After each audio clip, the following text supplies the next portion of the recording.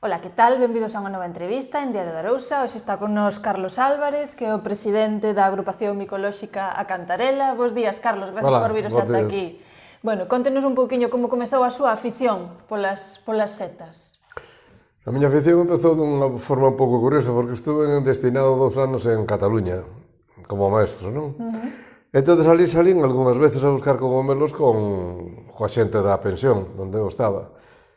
Pero, de logo, villen a Galicia e olvidei por completo o tema. É dicir, pensei que aquí que non había ou por algún motivo non volvín a buscar setas.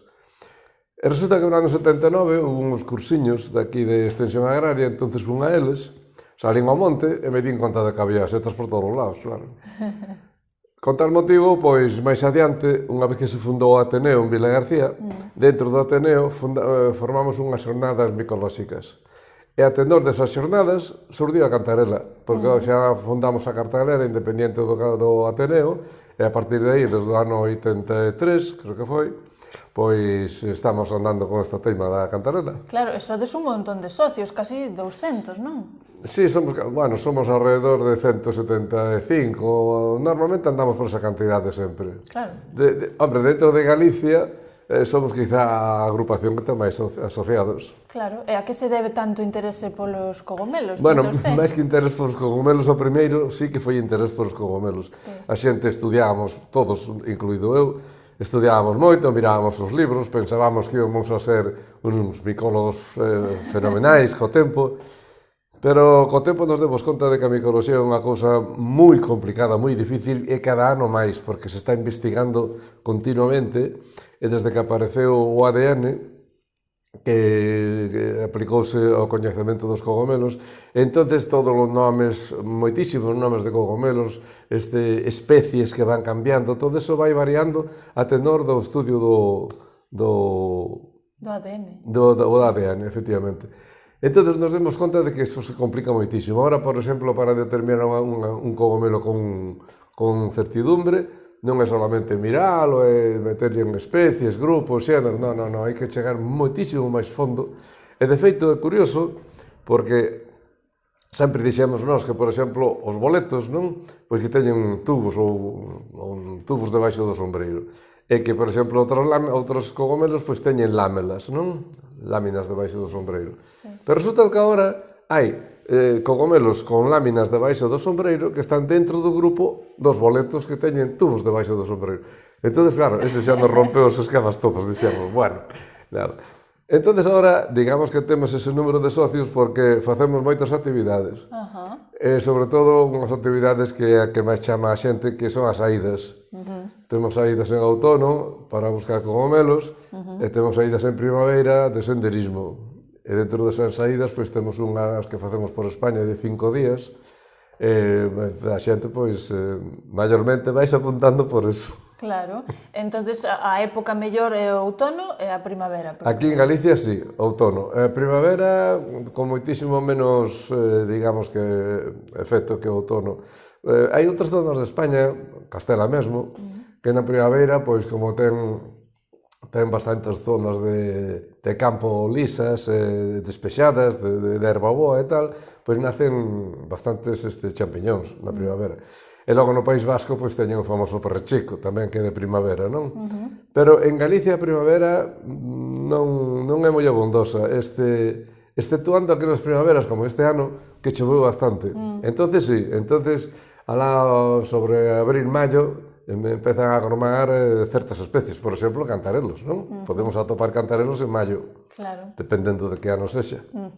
Este outono tamén foi bo, entendo, para... Este outono, como todos os outonos, levamos varios, que a primeira parte do outono é moi seca. De feito, nós saímos en autobús, un grupo de 50 e tantas personas, saímos ao monte, a primeira vez saímos, dixemos, mira, vamos a ir a unha zona que facía moitísimo que non íbamos, a ver que tal está este ano.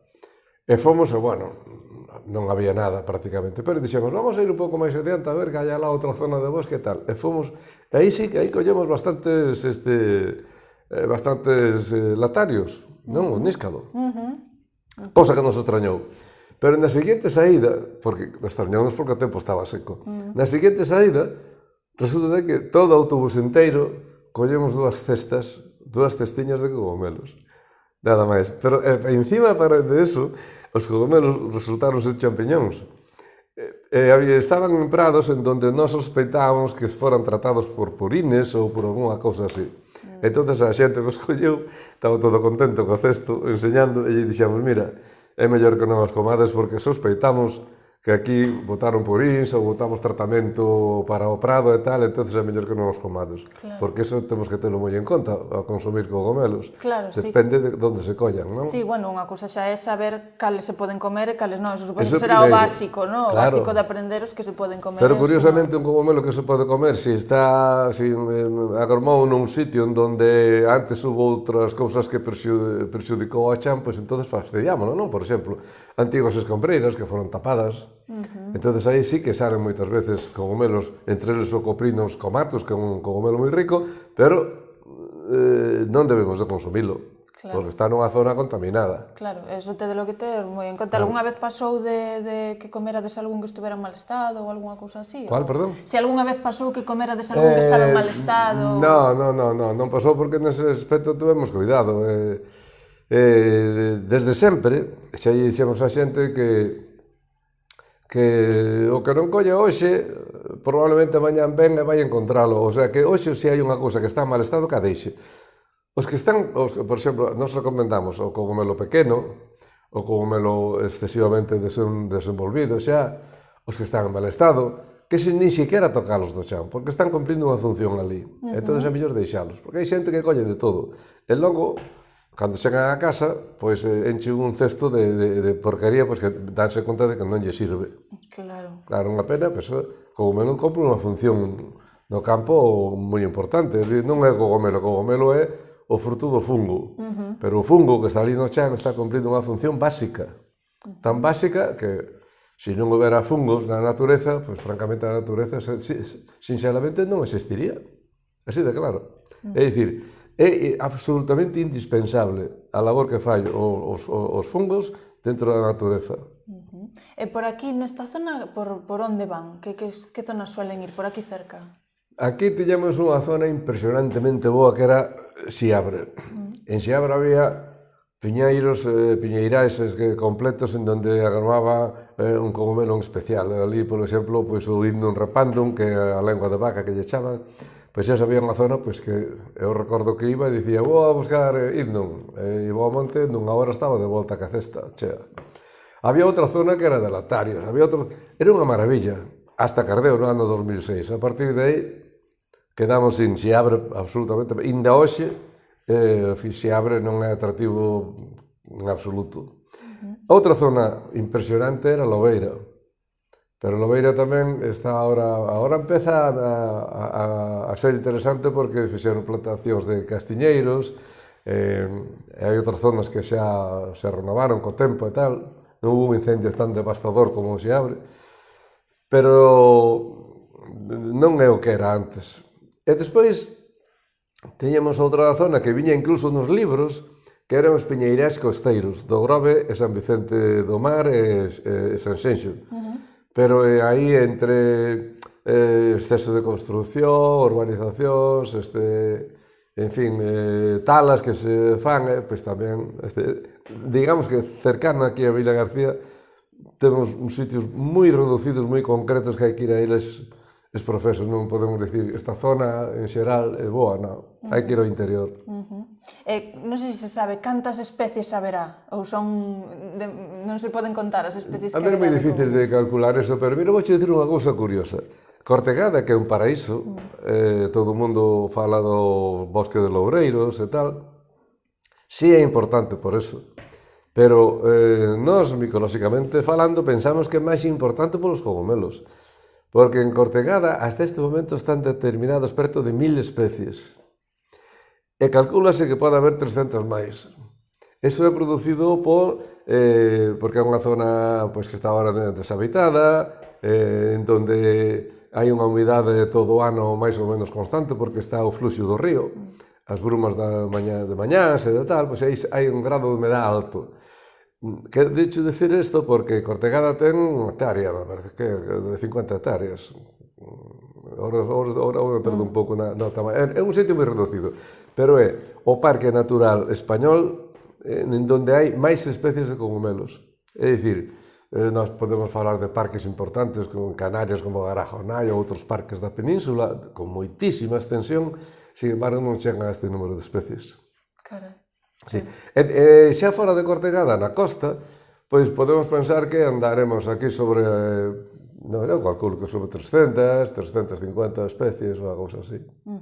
E despois todas esas, para consumilas, hai unha maneira específica de cociñar cada unha ou como se pode facer? Bueno, sí, realmente hai cociñas que llevan mellor a unhas que a outros. Por exemplo, pois o cantarelo non se pode poñer na plancha, vamos a supoñer, non? Pero un níscalo, a plancha, a mí encántame. Un cantarelo en tortilla, pois está fenomenal, ou en revolto, incluso en tartas, porque hai que os cogomelos fanse postos moi ricos. De feito, a maioría dos cogomelos podense confitar, podense engadilos a tartas que teñan outro contido dentro da súa feitura, non? Despois, por exemplo, pois para cremas os boletos, moitas teñen un plato específico, pero en xeral con todas podese facer prácticamente de todo. E isto aprendedes a xente dentro da propia asociación, todas estas cousas? Sí, bueno, a xente mira os libros de cociña, infórmase, depois ven aí a pescadería, cando facemos a festa dos cogomelos, e sempre temos un curso de cociña, que xa levamos 40 anos con el. Entón, no concurso, pois, preséntase platos moi ocurrentes. E nós, con esas recetas do concursos, fixemos un libro, temos un libro editado de recetas, que habría que aumentalo, porque agora xa temos o doble de recetas dos que están aí no libro. Pero, bueno, de momento ainda temos libros deses. Pero, sí, a xente pregunta, nós conocemos a personas que fan uns platos extraordinarios con setas. De feito, é unha cousa curiosa. Hai un cogomelo que xa de por sí os libros din que é de comestible moi vasto, moi malo, non sei que, e de feito, pois non o comíamos. E un día unha señora que xa, a pobre xa morreu, pois invitou-nos a súa casa a merendar. Fíxonos unha merenda de setas. E nos puxo ali uns pouciños fritos, me dira, probar esta vez se os gusta. E probamos, triscaban, estaban riquísimos. E que é isto? Pois esa é a seta que dicís que non sirve para nada. Pois efectivamente. Ela deulle, aderezona, metelle unhas especies, fixe unha fritura primeiro, e depois fixe outra para que quedaran cruxentes, non? Triscantes. Sí. Estaban buísimos. Sí, sí. E hai outro cogomelo que tampouco decimos que se coma, porque é moi picante, moi acre, é de gran tamaño, pero vamos, que non é comestible para nós. E un día fomos tamén un amigo que nos invitou a tomar eso que había preparado el, fomos a un bar e levouno e nos invitou. E nós comemos e dixemos, ostra, es picante, pero está buenísimo. E que é isto? Pois é ese é a seta. Claro, que teñen sabores moi diferentes. Pero que fixo para cociñala? Dello 3 ou 4 coccións e tirou ca agua. Se dello unha cocción rápida, tirou ca agua, volvendo a cocer, tirou ca agua, así hasta que lle quedou aquilo máis ou menos tal, pero a pesar de todo picaba. Sí, sí, sí.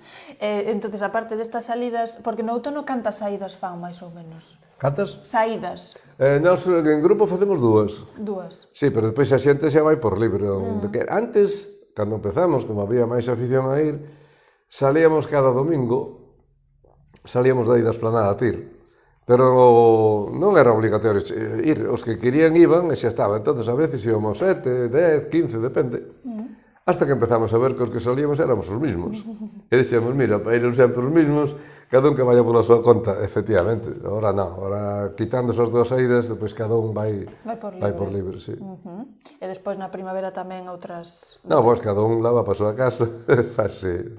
E que máis actividades fan, aparte das saídas, que outras cousas? Nós temos concurso para meter os chavalos no tema de micoloxía, temos o concurso de dibuixo, en el que mandamos aos centros de primaria de Vilagarcía, entregamos alrededor de 2.500 láminas que xa se entregaron, xa damos nós, co anagrama da cantarela. Entón, eles presentan ao concurso unha selección. Nós facemos unha selección porque ao concurso poden pasar solamente alrededor de 200. Dentro desas 200 repartimos 24 premios. E, bueno, o día do reparto de premios, pois está moi concorrido aquilo. E a non nos axuda a que a xente vaya a ver a exposición, porque a xente, cada dibuixo de neno, pois arrastra pois a 5 ou 6 personas, entre pais, abuelos e amigos, non? A nós nos convén, no? E a parte de que nos conveña, pois vemos a necesidade de que os rapaces se podan interesar tamén un pouco por esta parte tan curiosa da naturaleza, non? Bueno, despois facemos un concurso de cociña, facemos concurso de cestas de outono, que agora últimamente xa non o facemos, xa fan cestas para adornar a exposición, pero non concursan, non? Bueno, facemos as salidas que dixemos antes, temos o concurso de fotografía, que máis temos por aí? A festa dos cogumelos, e, bueno, a exposición e as charlas gratuitas para todo o mundo. E a festa dos cogumelos, cando se fai, como é? Sole ser na segundo domingo de novembro, que pasa que este ano atrasamos unha semana esperando encontrar o campo mellor en mellores condicións, é dicir, que darlle tempo a que chova, non? Entón atrasámoslo unha semana, porque normalmente vemos que as primeiras saídas sempre está todo moi seco. A ver se temos suerte. Entón vai ser seguramente o terceiro domingo de novembro, en a Peixeiría. E, bueno, aí repartimos preto de... A vez que máis raciones vendimos foron alrededor de 900. Sí. Prepáranse cogomelos de 4 maneiras distintas, preséntanse con pementos do piquiño recheos, fabas con cogomelos, arroz con cogomelos, por suposto, tamén unha fideuá fixemos o ano pasado, fideuá tamén de cogomelo, estaba buísima. Sí, sí. E cal sería a súa favorita? Ten favorita? Cal? Si ten favorito, un cogomelo favorito.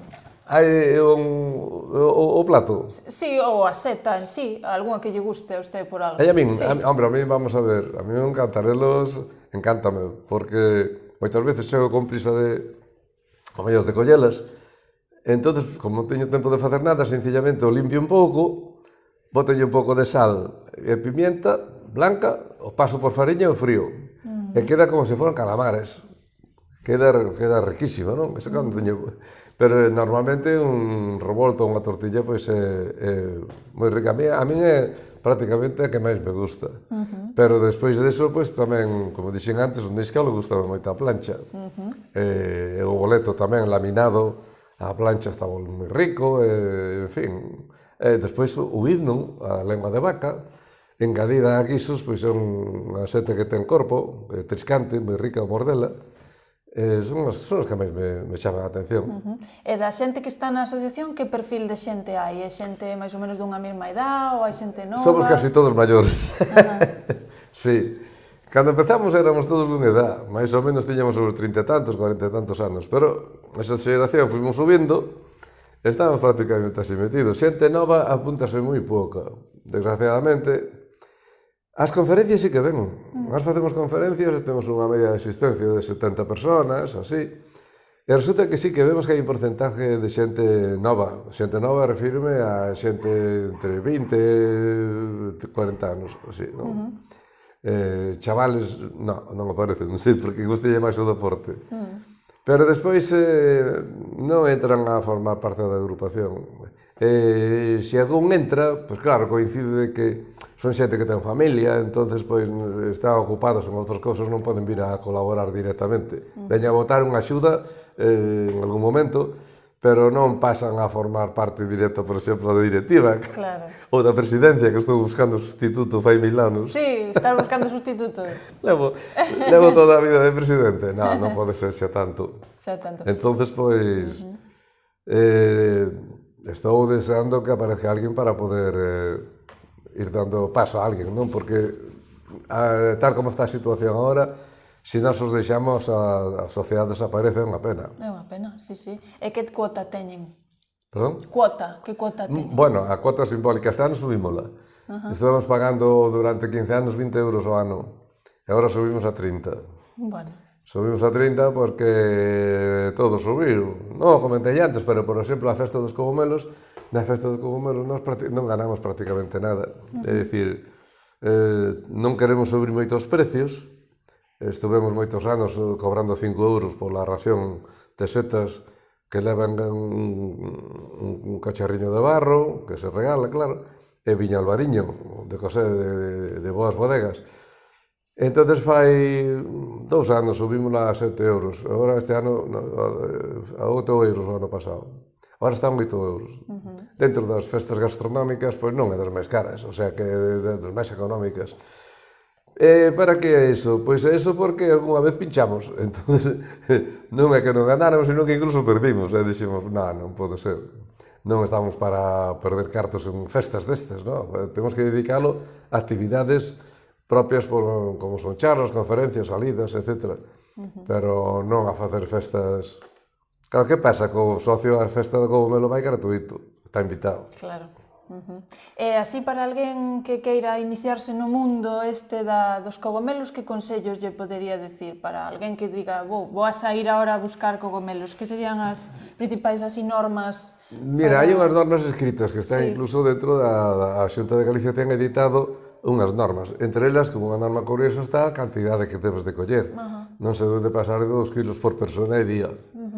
Entonces, esa é unha. Outra que hai que ter cuidado de onde se collen os sitios, porque hai zonas acotadas, en donde hai que pedir permiso para poder recoller.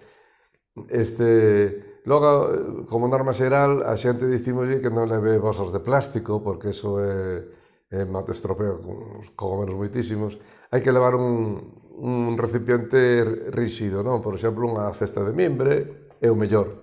Incluso se non se ten unha caixa de cartón, algo ríxido, ou unha caixa de plástico, pero tipo rejilla.